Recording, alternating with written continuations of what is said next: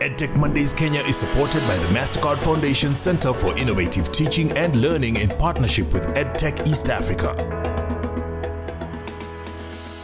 Welcome to this edition of EdTech Mondays Kenya. We're coming to you from our studio. Today's episode is both reflective and forward-looking. We'll revisit the gains made in 2025, identifying what worked, what challenges us, and what lessons might guide our next steps. At the same time, we will cast a collective vision for 2026, what an inclusive, data-driven, and future-ready EdTech ecosystem could look like, and how each stakeholder, from policymakers and practitioners to parents and learners, can play a role in shaping that future. Across our 2025 episodes, EdTech Mondays convened voices from government, development partners, educators, innovators, and learners to unpack critical themes shaping Kenya's education technology agenda.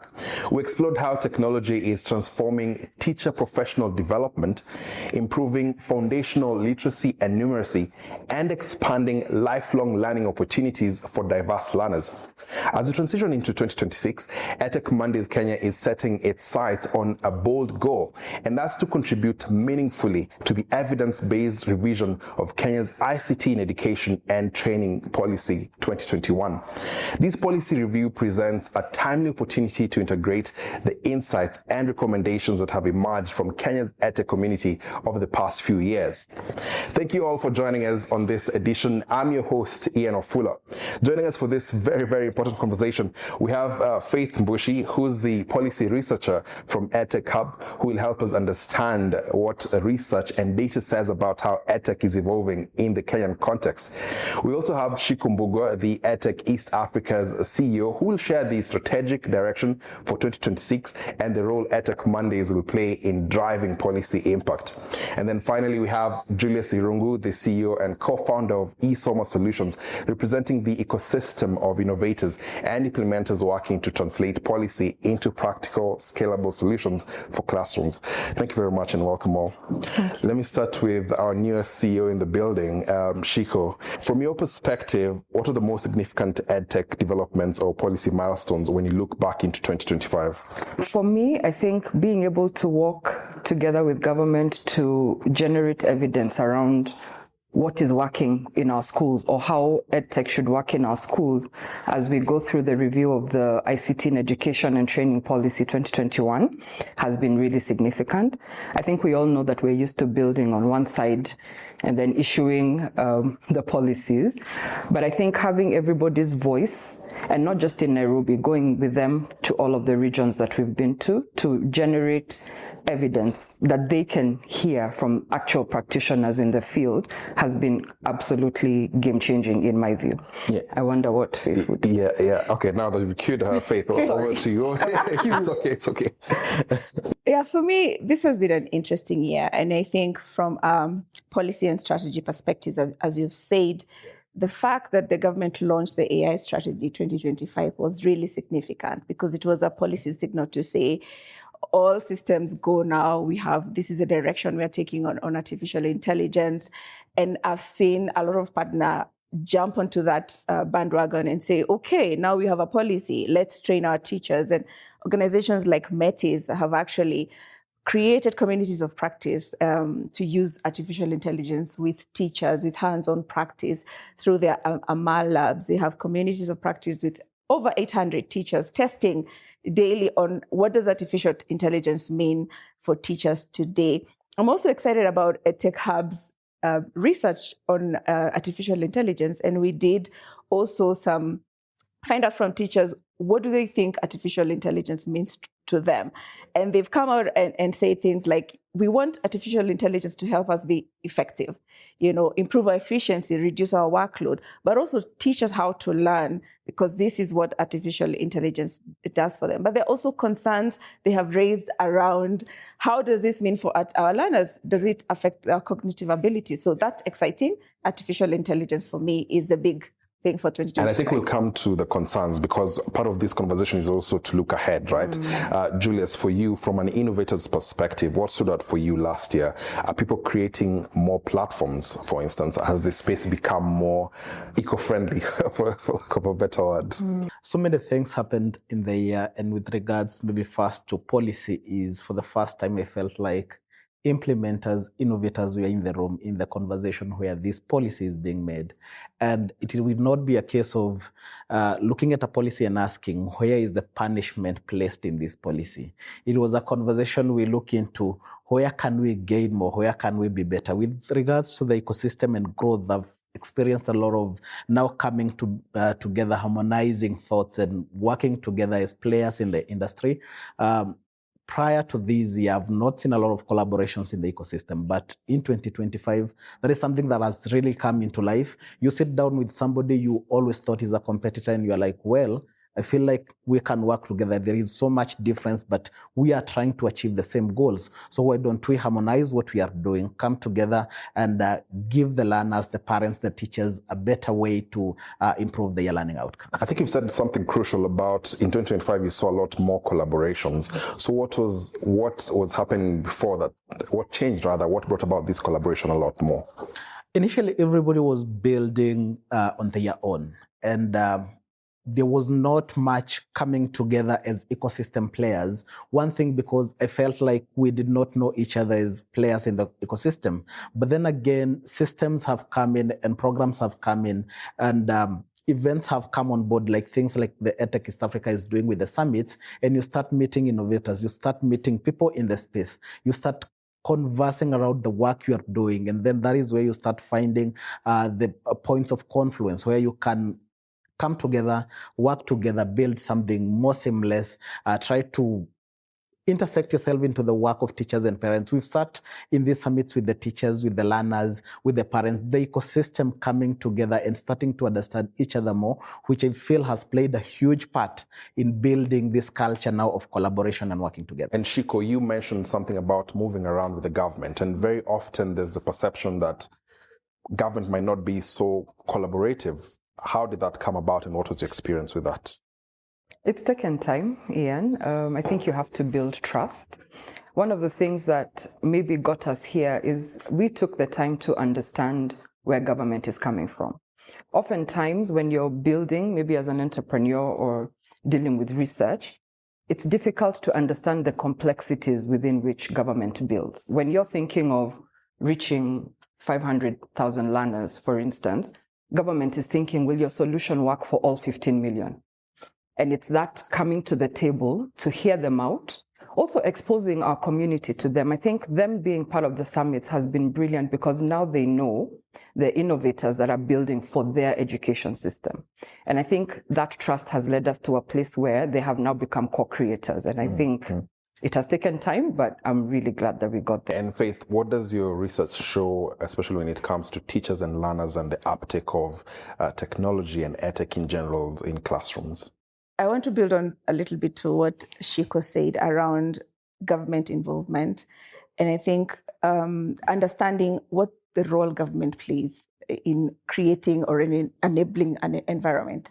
And I think for the longest time, we in the ecosystem, EdTech entrepreneurs, teachers, researchers, NGOs, we have this, high expectation of what the government should do, as opposed to, as you said, mindset shifting to this is for us as well. We are in this together. And what the government comes in to do then is to create an enabling environment, and through policy, through listening, through understanding what are the best solutions. And we all then come in there to the playing field to cooperate with them, to build together.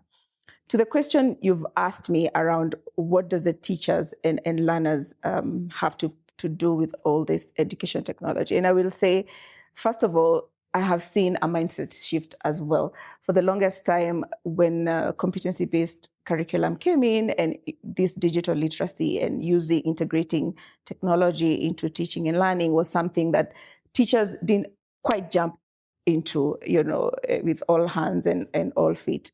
And naturally, because it was a new thing, but I have seen, as we researchers and interventions and EdTech entrepreneurs have come to see, that we don't treat teachers as one group. We have teachers who are early adopters. We have teachers who take some time. We have teachers who already know, especially younger teachers who are teaching junior schools. So that understanding has helped us know these are the solutions that work for teachers who take a long time to integrate ICT. They need this kind of hands-on practical experience. They need this kind of school-based support in the school, every day practicing with these tools, having a community that is supported by the head teacher, a community that is supported by the private sector to grow. Because as we wait for everyone to get infrastructure, and I know the challenges, we'll get to that, the challenges that we are facing, we can do what we can with the resources that we have, whether it's mobile first or it's the teacher's internet. What can the teacher do to create with the agency that she has to integrate ICT in teaching and learning with the tools that they have? Yeah. Julius, what does this mean for you as an innovator? Of course, looking at trends back in 2025, we're hearing now that students are way ahead of their time and their available resources. Does this put you to the spot as an innovator? Are you constantly thinking, okay, I need to do the next thing? Absolutely, because technology is pretty fast, and what was working in 2022 is probably now sliding off the market, and you need to keep innovating and getting better. And children are always as fast as technology, I would want to say. And when I look at how the market has behaved in the recent past, or how it is started and how it's going, initially it was a case of, can we first convince them that technology is good for learning? And then after we convince them, now they are on this side. Are they able to adopt technology? The learners are ready. Some teachers are ready. Are the administrators also ready to integrate technology? Are we willing to commit enough resources into this? When you look at how technology works and how we want it to be in schools, we're looking at solutions becoming hyperscalers. We don't want to just be targeting 500 learners, 10,000 learners. We want every one of the 15 million learners in the country to have access to technology. And what sort of technology are we talking about when we are saying access? We want every learner to have what they need at any given time. When you were in school, you could go into a library, access whatever book you want to do a certain topic. Probably it's math in Form 3, but you want a certain publisher's book to use it, for that topic. You have access to like 20 books that you could use. So are we able to take technology to that level where every learner can access the kind of technology they want for what they want to learn? If they want to do math today, what technology do they want to use? If they want to do science tomorrow, what solution do they want to access that has been brought to the school? So when we look at what the government is doing, what the private sector is doing, we harmonize this work and we are able to take technology to every learner in their own setting. Yeah, and Ciku, feel free to add anything on that. But also another question that comes to play is, as you look back to 2025 and even the years before, what stands out as education's technology's biggest contribution, rather as EdTech's biggest contribution towards the education sector? I think I'll build on what Julius said first, because I think another way to, and this is why I love being part of an ecosystem, is we all don't have to build the same way. How can my solution build on yours? If Julius has been in a school and set some ground, is there a solution that comes and sits on it, so that we are not thinking of our solutions as individual solutions, but we begin to look for ways that they interact? I think that is a possible way to scale, in my view. Easier said than done, I know, but I'm glad that there are young entrepreneurs who are thinking in that line. What do I think has been EdTech's biggest contributor so far? I think, for one, we are building resilience. When COVID hit, we were caught quite flat-footed. And I think that we have taken a lot of lessons since then. If we got into another pandemic, God forbid, it wouldn't find us where COVID found us. And I think that that's a big plus. I think it has also introduced a lot of innovation. I'm seeing teachers now taking the initiative to use technology to learn so that they can understand how to reach each and every learner. Not every learner will understand the method you're using to teach math. With technology, you can now research different ways of solving the same problem. That's something that didn't exist before, or at least that wasn't adopted before. I think another thing is it has brought, now this is from EdTech East Africa's view, sitting as the ecosystem builder, I'm watching something beautiful happen. Because we are now having consistent EdTech conversations, I'm seeing the stakeholders coming together to think about education. I think it's been very rare. I'm trying to think back to when we started the CBC, which is now CBE. I don't think there were forums that came together to think about how to do this well. So I think that in that area, EdTech is showing the way. how do we come together and it doesn't have to be technology. If we could use this platform to talk about all of the other issues that our learners are facing, I think we've set some good foundation for that too. And Faith, I'm going to cue here to talk about the challenges. Just cue us in, because I feel like it would be unfair for us to not. We've acknowledged how far we've done, but let's look at some of the issues that we could address to ensure that we improve EdTech moving forward.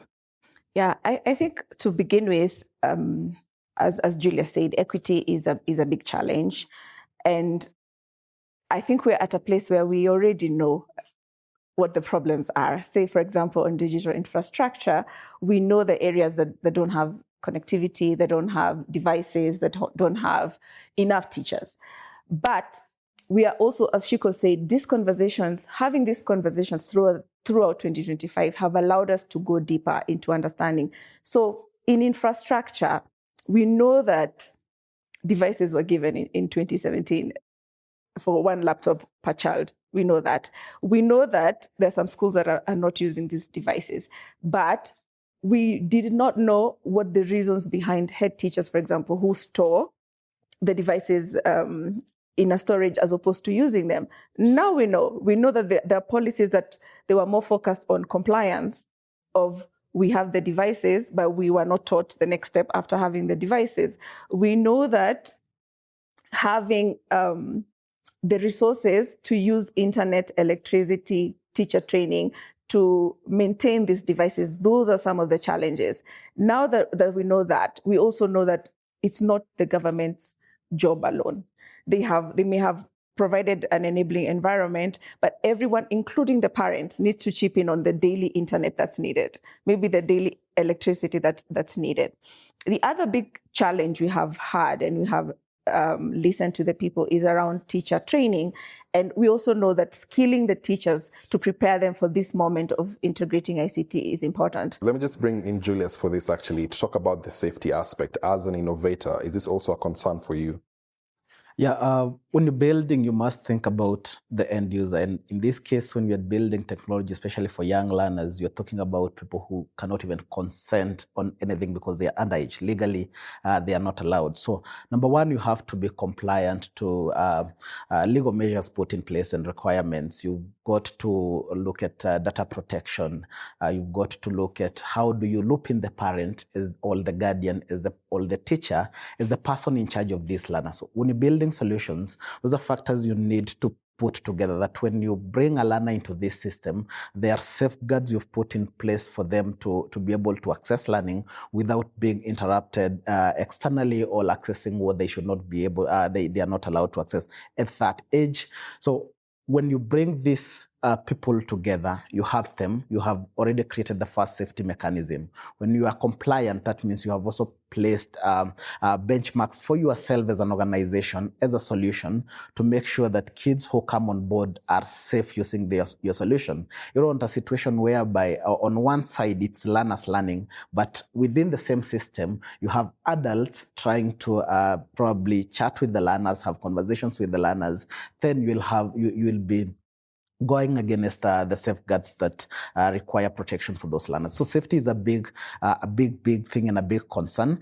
We have hardware builders in the EdTech space who are making sure that they bring solutions whereby if my solution as a software is installed into that gadget, then as a parent, you are very sure that the child will not be able to access anything apart from what is meant for learning. So this is a conversation something that is being done across by software developers for learning, that is EdTech builders and hardware builders for solutions in learning, where there is now that collaboration and the government putting in the protections through legal measures. Then we are sure that we have created some sort of a safety net for learners to use EdTech solutions without such big concerns about their safety on the digital space. Yeah, and Ciku, for you, what do you think in terms of something that we should pay attention in 2026 in terms of challenges we're hearing about on the safety for users? We're looking at training for teachers and also equity. Is there anything else that stands out for you? And you can also build on these three. I think for me, anyone that has heard me talk long enough about tech, teachers. Okay. Yeah, I think the teacher remains, for me, the greatest lever to how we use tech in our classrooms. So how we train, and I'm really excited because now the the policy reform around teacher education is heavy on digital.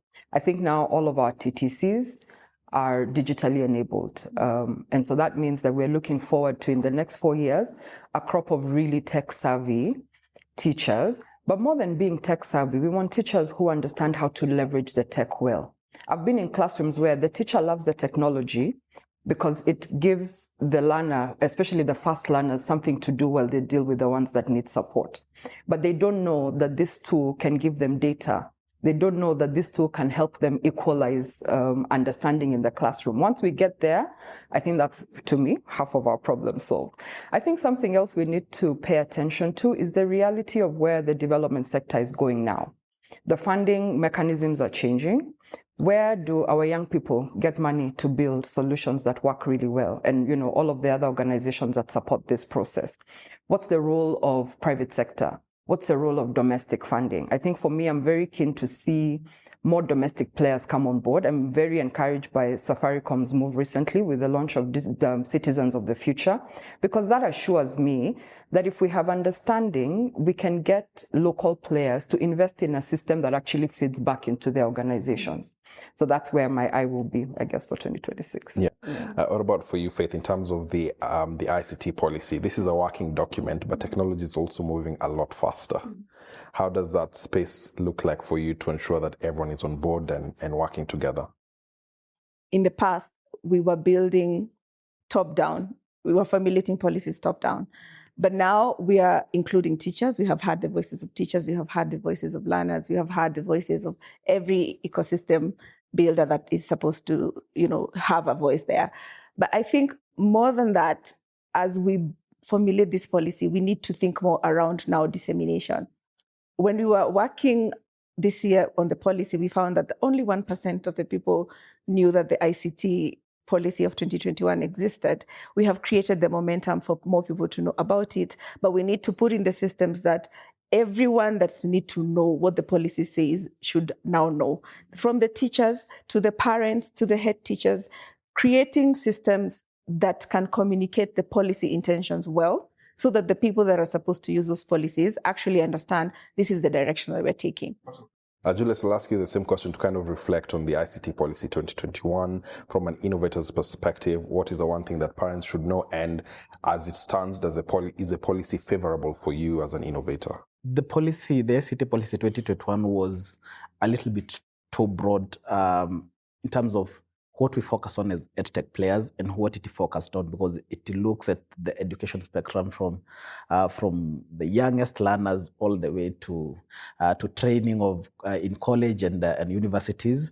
And the review that has been happening looks into streamlining that further into focusing on this small elephant in the room called EdTech that needs to fit within this policy. And we've even been having a conversation when we sat in those policy conversations.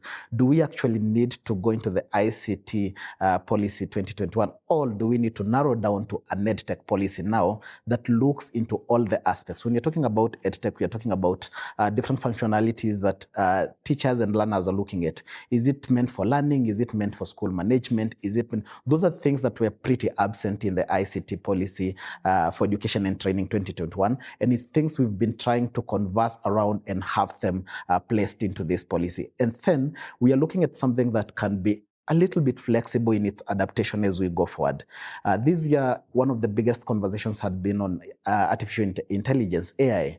3-4 years down the line, we'll be talking about something else that is so big enough in technology that also needs to be integrated. Where is this policy allowing enough room for quick fixes, for quick integration of new developments? A parent or a school probably wants to adopt something that has come up in the technology field.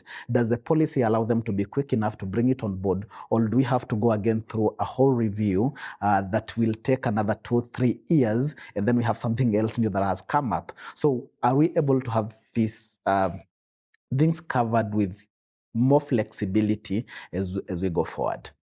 And I'm now starting to take final comments, and I'll start with kind of like a mini exercise for all of us, or as you give us your final word. If you could describe your hope for EdTech in Kenya in one word, that is in 2026, what would that be and why? Future ready. I know 2 words. Why? because the why of education really is to prepare the next generation to take up opportunities for them. So for me, that's very important. That's the kind of education we are doing right now is education that prepares our future generations to take up this space. And this space is not just local space, it's regional space, it's global space. If they are ready enough, they can work anywhere, they can leverage any opportunity. And it removes us from allowing technology to build the digital divide. So for me, that's important, future ready. What about for you, Julius? The one word, looking at 2026 and then the why. Interoperability. As an innovator, I'm looking at my solution being open to other distribution networks, whereby my solution can plug into other solutions. I can layer on into a learning management system, into a content distributor, and then wherever they have accessed markets, then I'm also able to access that market. So if we are able to achieve that, then we will be in safe hands as players in the EdTech space. Okay, Ciku, you have our last word, literally. Mine is data heavy. I think if we understand how to leverage technology to get numerous data sets that give us adequate quality data that helps us to drive our education sector forward, we will have done something incredible. Well, that's it for this conversation. Thank you very much. Quite insightful, and I'm glad that 2026 is looking absolutely promising. Well, that's it for this edition of EdTech Mondays Kenya. Remember to follow us on social media using the hashtag EdTech Mondays Kenya to share your thoughts, and let's keep the conversation going. Special thanks to our sign language interpreter, Ms. Rose Omolo. My name is Ian Wafula. Until next time, goodbye. EdTech Mondays Kenya is supported by the MasterCard Foundation Center for Innovative Teaching and Learning in partnership with EdTech East Africa.